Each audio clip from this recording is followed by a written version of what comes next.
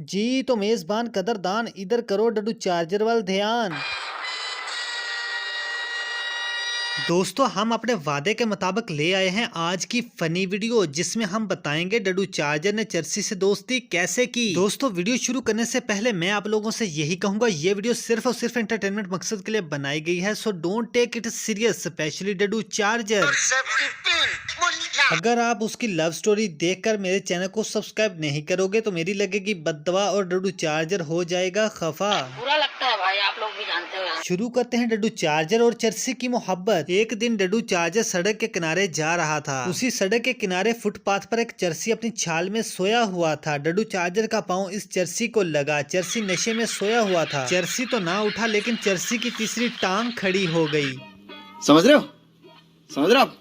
समझ रहे हो ना? डडू चार्जर ने इधर उधर देखा और इसी चर्सी की तीसरी टांग से खेलना शुरू कर दिया। खेल खूल के फ्री हुई तो जाने लगी तो इस चर्सी ने कहा, मैं गरीब इधर ही पड़ा होता हूँ, आते जाते कदी न कदी ठुड्डा शुड्डा मार दिया करो।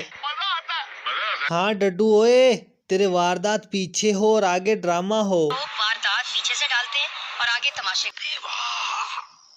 ये गड़बड़ है बाप। इसके बाद चर्सी कहने लगा, हम तेरे शहर में पड़े होते हैं मुसाफिर की तरह, बस कभी आते जाते मुलाकात कर लिया कर। मेरी मंजिल है जहाँ, मेरा ठिकाना है यहाँ, तुमसे बिछड़ कर मुझको जाना है कहाँ। सोचने के लिए मुझे आधा घंटा दे दे, हम तेरे शहर में पड़े होते हैं मुसाफिर की तरह। अपनी आंखों में छुपा रखे हैं जुगनू तुमने, अपनी पलकों में छुपा रखे हैं आंसू तुमने, मेरी आंखों में अपनी मोहब्बत का मौका दे दे, तेरे शहर में पड़े होते हैं मुसाफिर की तरह।